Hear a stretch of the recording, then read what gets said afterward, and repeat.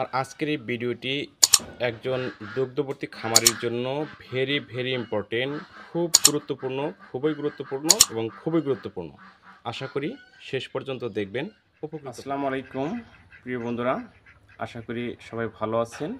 আরেকটি নতুন ভিডিওতে আপনাদের স্বাগত জানাচ্ছি। আমার আজকের ভিডিও গাভীর ম্যাস্টাইটিস রোগ কিভাবে প্রতিরোধ করা যায়।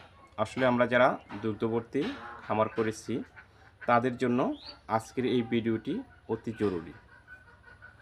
তো আমরা প্রথমেই জেনে নেব গাভীর ম্যাস্টাইটিস রোগ কিভাবে প্রতিরোধ করা যায়। ম্যাস্টাইটিস রোগ প্রতিরোধ করতে গেলে একজন খামারিকে 7টি নিয়ম মানতে হবে। এই 7টি নিয়ম যদি আপনি মানতে পারেন তাহলে আপনার খামার থেকে ম্যাস্টাইটিস রোগ চিরতরে বিদায় নিয়ে যাবে। নাম্বার 1, বাচ্চা প্রসবের 30 মিনিট পর দুধ দহন করতে হবে, অথবা আপনি যদি দুধ দহন না করেন সাথে সাথে বাছুরকে দিয়ে আপনার দুধ খাওয়াতে হবে। অনেক সময় দেখা যায় যে আমাদের উন্নত জাতের যে গাভীগুলো, এই গাভীগুলোর বুকে কিন্তু অনেক বেশি দুধ থাকে, বাছুরে খাওয়ার পরেও অবশিষ্ট অনেক দুধ রয়ে যায়। সেক্ষেত্রে আপনাদেরকে বাছুরে খাওয়ার পরও অবশিষ্ট দুধ দহন করতে হবে, নতুবা দুধের চাপ লেগে আপনার ওলান দেখবেন পাথরের মতো শক্ত হয়ে গেছে। আপনার গরু কিন্তু তখন বুঝবেন যে ম্যাস্টাইটিস রোগে আক্রান্ত হয়ে গেছে। আমাদের দেশি জাতি যে গাভীগুলো আছে, এই গাভীগুলো কম দুধ দেয়, এর জন্য এগুলোর দুধের চাপ অনেকটাই কম থাকে। কিন্তু যেগুলো বিদেশি জাত, উন্নত হলস্টেইন ফ্রিজিয়ান, শাহিওয়াল, সিদ্ধি, এই গাভীগুলো কিন্তু অনেক বেশি দুধ দেয়। এগুলোকে নিয়মিত আপনার বাচ্চা প্রসবের 30 মিনিটের মধ্যে দুধ সম্পূর্ণরূপে দহন করতে হবে, অথবা বাছুরকে দিয়ে কিছুটা খাইয়ে কমিয়ে আবার বাকিটা দুধ দহন করে ফেলতে হবে। এই নিয়মটা যদি আপনি মানেন তাহলে আপনার গাভীর কখনো ম্যাস্টাইটিস রোগ হবে না। নাম্বার 2, দুধ দহনের হার। বাচ্চা দেওয়ার 5 দিন পর্যন্ত আপনাকে দিনে সর্বোচ্চ 4 থেকে 5 বার দুধ দহন করতে হবে। কারণ অধিক দুধ উৎপাদনশীল যে গাভীগুলো, এই গাভীগুলোকে আপনি দৈনিক একবার দুধ দহন করলে আপনার গাভী কিন্তু সুস্থ থাকবে না, ম্যাস্টাইটিস রোগে আক্রান্ত হয়ে যাবে। এক্ষেত্রে আপনি দিনের প্রথম ভাগ থেকে শুরু করে এবং শেষ পর্যন্ত আপনি 5টি ভাগে বা 4টি ভাগে রুটিন করতে পারেন, ভাগ করে নিতে পারেন যে আপনি কিভাবে দুধ দহন করতে পারেন। এক্ষেত্রে প্রথম দিন আপনি 5 বার দুধ দহন করতে হবে, এবং দ্বিতীয় দিন 4 বার, তৃতীয় দিন 3 বার, দ্বিতীয় দিন 2 বার। এভাবে আস্তে আস্তে আপনাকে সেই দুধ দহনের হারটা কমিয়ে নিয়ে আসতে হবে। আপনি যদি একেবারেই প্রথম দিন 5 বার এবং 5 দিন পর আপনি একবারে নামে চলে গেলেন, কিন্তু এভাবে হবে না। আপনাকে এভাবে মানে একটা নিয়ম মানতে হবে। কারণ প্রথম যে 5 দিন বা 7 দিন, এই সময়টা অনেক দুধের চাপ থাকে। তো আপনারা এই সময়টা খুব ঘন দুধ দহনের চেষ্টা করবেন। যদি গাভীর ওলানে দুধ জমে না থাকে তাহলে কিন্তু ম্যাস্টাইটিস রোগে আক্রান্ত হবে না। একটাই বিষয় খেয়াল রাখবেন যে আপনার গাভীর ওলানে যেন দুধ কখনো জমে না থাকে। অতিরিক্ত জমে থাকলে কিন্তু দুধের চাপ লেগে এই ম্যাস্টাইটিস রোগটা হয়ে যায়। নাম্বার 3, দুধ দহনকারীর পরিষ্কার পরিচ্ছন্নতা। খামারি ভাইরা যারা আছেন তারা অবশ্যই এই বিষয়টা খেয়াল রাখবেন যে যিনি দুধ দহন করবেন, যদি হাতের মাধ্যমে দুধ দহন করেন তাহলে এই হাতটা জীবাণুনাশক দিয়ে অথবা সাবান দিয়ে সুন্দর করে কী করতে হবে, আপনাকে পরিষ্কার করতে হবে। পরিষ্কার করলে এবং আপনার ওলানটাও সুন্দর করে পরিষ্কার করে মুছে নেবেন। মুছে নেওয়ার পর আপনি দুধ দহন করবেন। এতে করে আপনার গরুর ওলানে ম্যাস্টাইটিস রোগ প্রবেশ করতে পারবে না। আর যদি মেশিনের মাধ্যমে আপনারা দুধ দহন করেন তাহলে সেই মেশিনটা জীবাণুনাশক দিয়ে সুন্দর করে স্প্রে করতে হবে, যাতে করে কোনো জীবাণু আপনার দুধ দহনের মাধ্যমে ওলানের ভিতরে ঢুকে যেতে না পারে। এই জন্যই যিনি দুধ দহন করবেন অবশ্যই তাকে পরিষ্কার পরিচ্ছন্নতা হয়ে গাভীর দুধ দহন করতে হবে।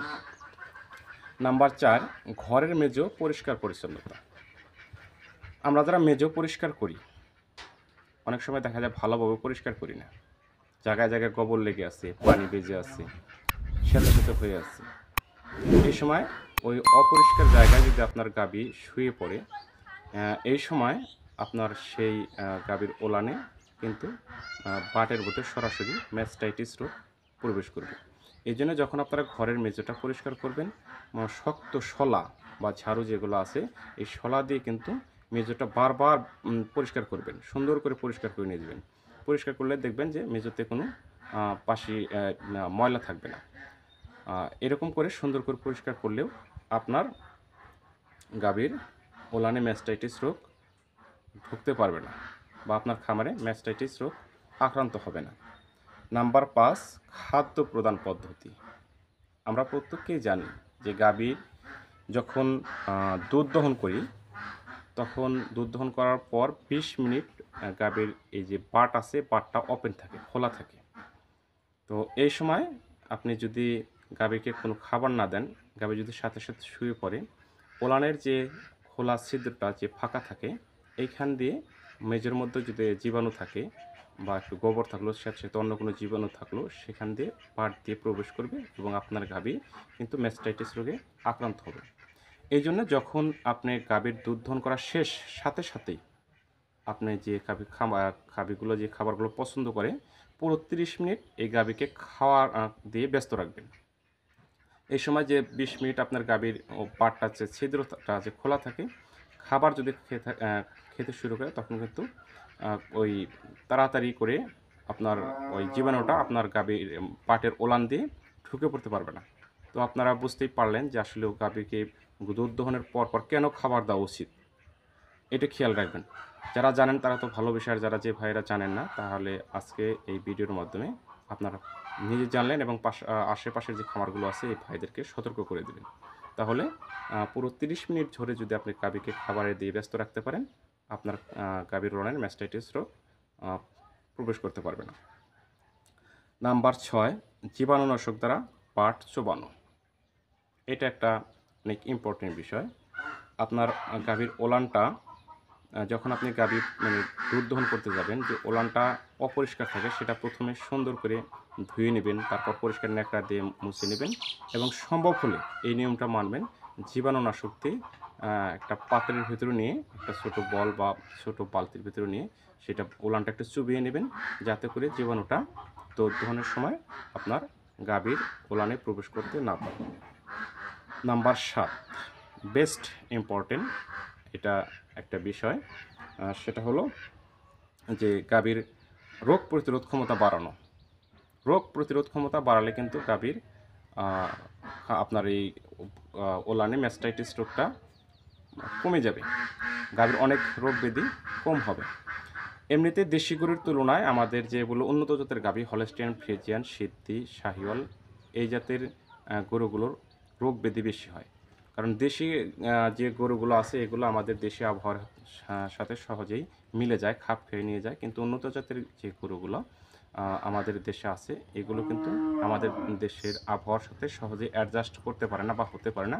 এই জন্য দেশি গরুর তুলনায় আপনার আমাদের এই বিদেশি জাতের গরুগুলোর, ক্রস জাতের গরুগুলোর রোগ ব্যাধি বেশি হয়। খাবার, কি খাবার দেবেন, কোন কোন খাবার দিলে গাভীর রোগ প্রতিরোধ ক্ষমতা বাড়বে? ভিটামিন সি, এই ভিটামিন সি জাতীয় খাবারগুলো যেগুলো, vitamin C, vitamin E, vitamin A, vitamin D এবং প্রোটিনের হার কমে গেলে এই রোগ প্রতিরোধ কিন্তু ক্ষমতা কমে যাবে। তাহলে রোগ প্রতিরোধ ক্ষমতা বাড়ানোর জন্য vitamin C, vitamin E, D এবং ভিটামিন এ এবং সাথে প্রোটিনযুক্ত খাবার দিলে এই রোগ প্রতিরোধ ক্ষমতাটা যখন বাড়বে, তখন আপনি আপনার গাভীর রোগ প্রতিরোধ ক্ষমতা বেড়ে যাবে। তো প্রিয় খামারি ভাই বোনেরা, আপনারা যারা আজকে ভিডিওটি দেখলেন, আপনারা যদি এই 7টি নিয়ম মানতে পারেন, ফার্স্ট টু লাস্ট আপনাকে এই রুটিনটা অনুসরণ করতে হবে, তাহলে আপনার খামারে কোনো দিন এই ম্যাস্টাইটিস রোগ প্রবেশ করতে পারবে না। আশা করি ইনশাল্লাহ আপনারা নিয়মগুলো মানবেন। আপনারা নিয়মগুলো মানলে ইনশাল্লাহ আপনার খামারে এই রোগগুলো হবে না।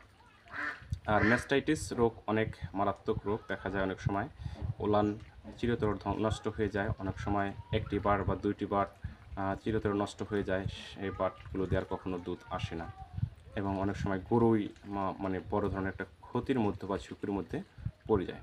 তো বন্ধুরা ভালো থাকবেন। কেমন লাগলো আজকের ভিডিওটি অবশ্যই কমেন্ট বক্সে জানাবেন।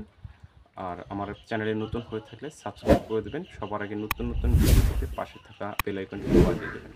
ভালো থাকবেন। আল্লাহ হাফেজ।